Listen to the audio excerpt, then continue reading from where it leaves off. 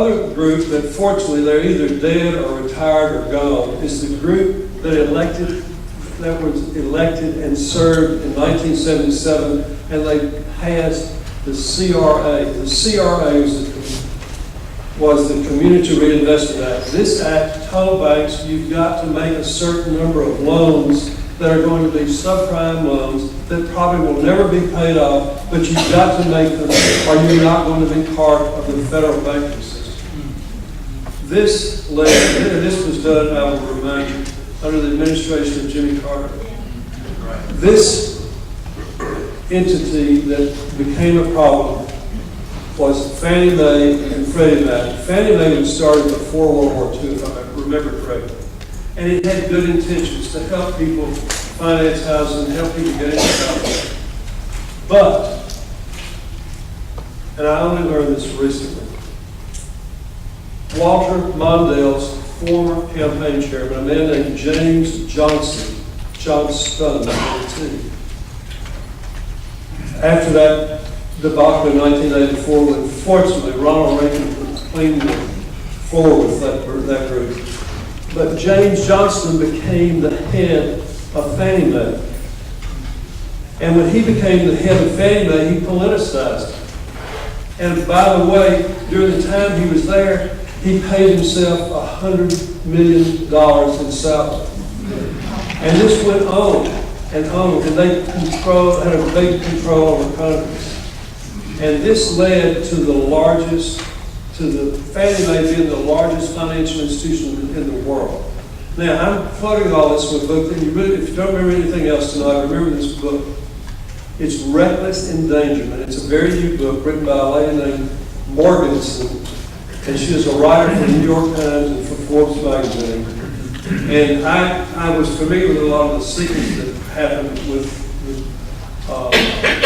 bubble that burst about 2 years ago, 2008. But this book gives detail that I did not know about. So we need to get rid of the people that contributed to that. When I was in Washington, Bill Clinton said, he called Fannie Mae and Freddie Mac, and he basically said, open the gates. So that was the next big break that occurred that caused the problems we've got now. There was one voice in Washington that I heard say there is a problem with Fannie Mae and Freddie Mac. That person was a congressman from Louisiana, the son of a Methodist preacher, Richard Baker from Baton Rouge. He was on the banking committee. He alone stood up and said, this is going to fail. And he was saying this when I was there my first year, my second year.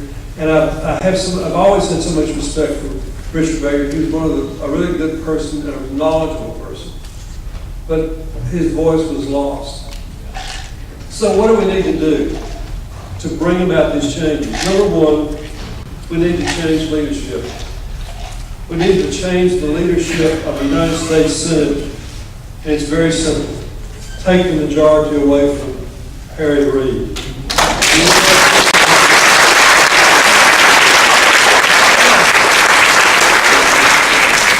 We need to change the leadership, or perhaps I should say the lack of leadership in the White House.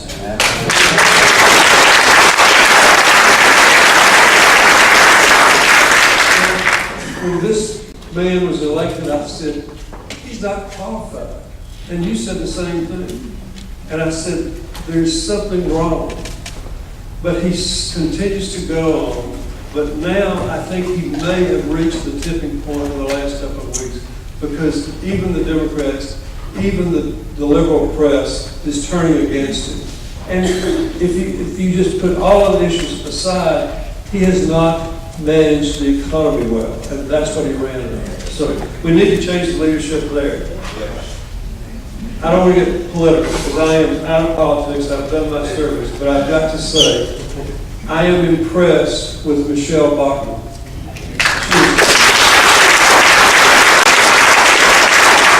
She's a white lady. She's very articulate. She's very conservative. She is a Tea Party member. And she is a tax lawyer. And my youngest daughter, who is driving in from Dallas as we speak, and I'm with her husband and 2 little girls, and a couple that just told us 2 days ago we're going to bring another family that has 2 children too. And she's a lawyer. She says, "Daddy, you're tougher on lawyers than before I graduated from law school." And I said, "Yes, and I'm not going to change." But anyway, except for that one little blemish on Michelle Block, and I'm being facetious about it. She's a wonderful lady. And there's some other good candidates out there. And we will have a good candidate, but make sure they have the right issues. What else do we need to do? We need to reduce the debt to 0.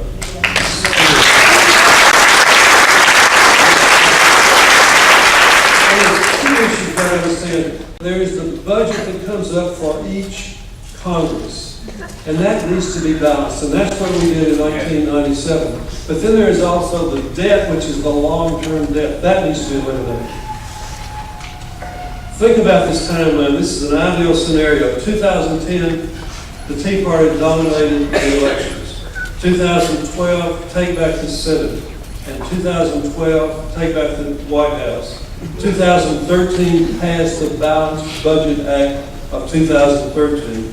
And then the constitutional amendments, we should have a constitutional amendment that we end deficit spending and require a balanced budget.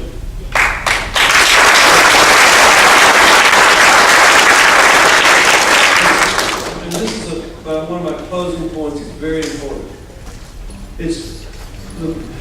I've been looking for the Tea Party. When I was in Congress, the economic issues were most important to me and health issues.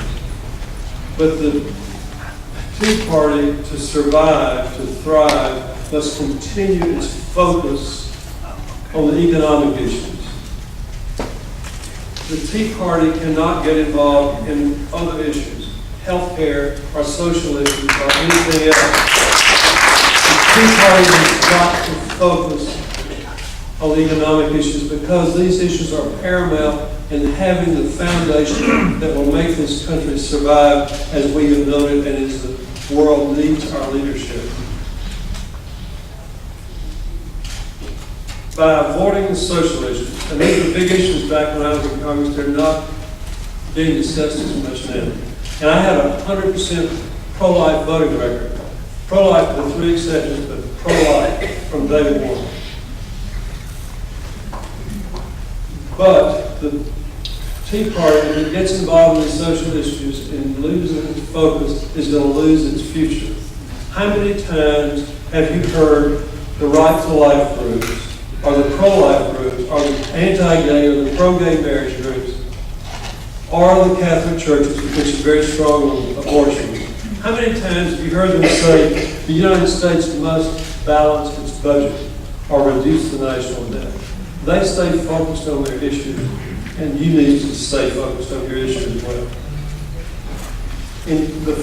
In closing, Plato, 2,500 years ago, made the statement that the punishment of wise men, and I would add women, who fail to participate in the affairs of government is to live under the government of unwise men. So I beg you, continue to participate in the affairs of government so that we can indeed live under the leadership and under the government of wise women. Thank you very much.